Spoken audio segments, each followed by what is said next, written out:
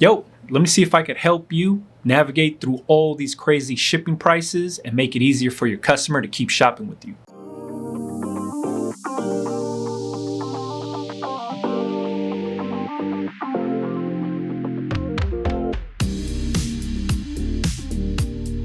What's happening, everybody? Boy Big Brando, and today we're going to be talking all about shipping rates. This is a question that I've been getting a lot, especially with the new price hike when it comes to shipping. People want to know who's the cheapest one to use. Is it better to go with the post office or UPS or FedEx or DHL? Who do I use? Who should you use? What's the best option for my customers? Now, let me start this video off by saying, do not eat the cost of the shipping rate. You make sure your customer pays 100% of the shipping for whatever they're buying from you. Let me repeat that.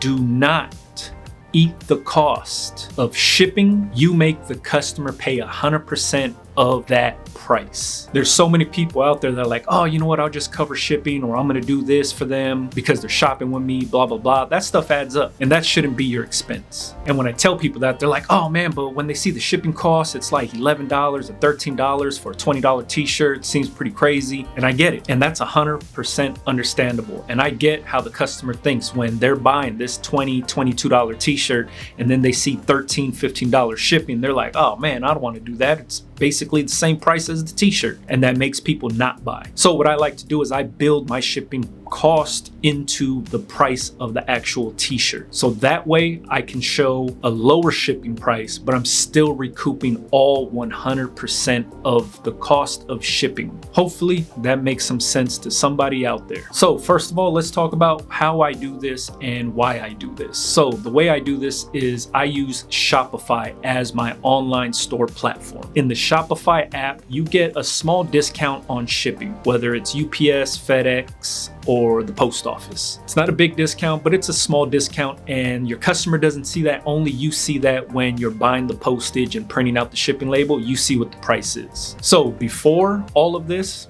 maybe 7-10 years ago, I was shipping everything priority because priority was fairly cheap. It was like $7, and priority used to get to places within 1 or 2 days depending where you lived in the country. So priority was always my option because anytime an order came in, I would press it up, ship it out, and I would basically get it out the next day for the customer, if not the next day, the day after. So priority was always the best bet. But then as prices went up for priority shipping with the post office, I started to use first class. And now the post office offers something called first class ground, which is kind of like in between regular first class and priority shipping. So the way I break it down on my Shopify site is I'll have set price lists for shipping. It'll be like you could get priority shipping still, but it's gonna be like $9 to $10. That'll get to you in like 1 to 3 days. Or you could choose the first class option, which will get to you in like 3 to 5 days. And that one's only gonna be like $3 or $4. Now you're probably thinking, man, when I look at first class, it's always like $7 or $6. And when I look at priority, it's always like $13, $14. I thought you said I need to get 100% of the money. So what I do is I break the rest of that into the pricing. So if my t-shirts were sold for $22, I'll bump my price up to $25, $26 now. So that extra $3 to $4 is part of that shipping cost. And that's just basically how it works.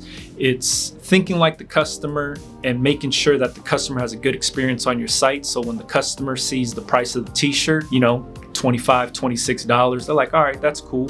When they look at the shipping and they could get it in 1 to 2 days picking the priority option, which is like $9 to $10, or they can wait 3 to 5 days and choose the first class option, and that's like $3 to $4. It's easier for them to justify the shipping costs because it doesn't look like it's over $13, right? But even though that shipping cost is still gonna cost me $7, $6, or whatever it is, I know I'm getting the $3 or $4 from the shipping, and I have an extra $3 or $4 built into my price to cover shipping. I know all around wherever it's going in the country, I'm gonna be covered, and I'm getting paid 100% of the shipping cost, if that makes any sense. So to do it in like simple numbers, if your t-shirt was $20 and let's say you chose $5 as your shipping method, but shipping that way is gonna cost $8, you would price your t-shirt at $23 and keep your shipping rate at $5.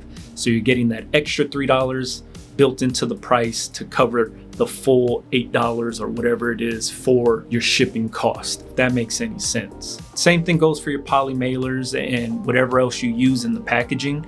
You can build that into the price of the t-shirt just to keep your standard shipping rate lower, because when the customer sees it, you want the customer to see, oh man, it only costs $3 or $4 to ship this thing. Cool, I'll select that option, not knowing that the rest of that cost is built into the price of the t-shirt.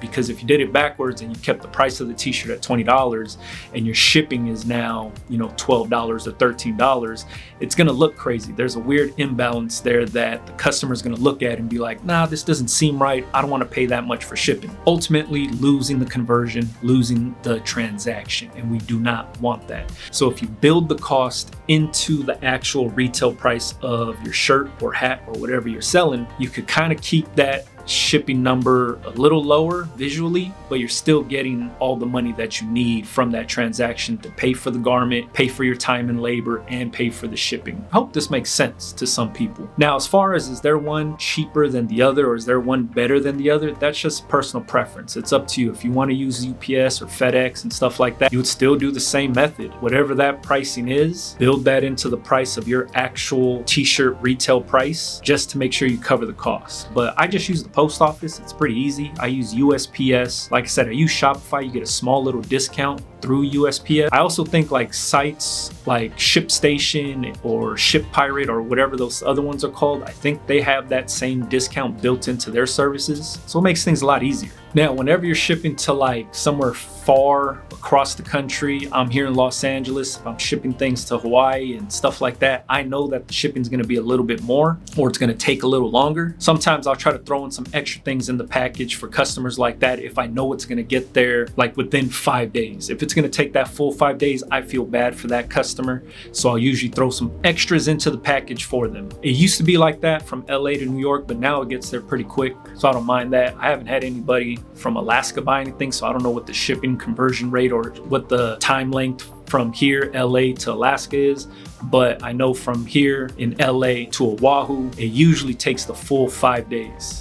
And I'm an impatient customer too, so I know after I buy something, I kind of want it right away. So I feel bad, and that's when I'll throw extras into the package for those customers. But if I could get that package out to people within like 2 or 3 days, I'm cool with that. But remember, do not bend when it comes to shipping, meaning do not eat the cost on any part of that shipping. Make the customer pay 100% of that cost. The way you get to that 100%, it's up to you. But the way I do it is I show a low shipping price on my site, but then I build the rest of that cost into the retail price of the t-shirt. I need to make sure I'm getting 100% of my money and I'm not coming out of pocket for anything whatsoever. I highly suggest people do it the same exact way. If you have a different strategy on how to do this, by all means, go for it, share it in the comments. This is just how I do things. Do you have to do things this way?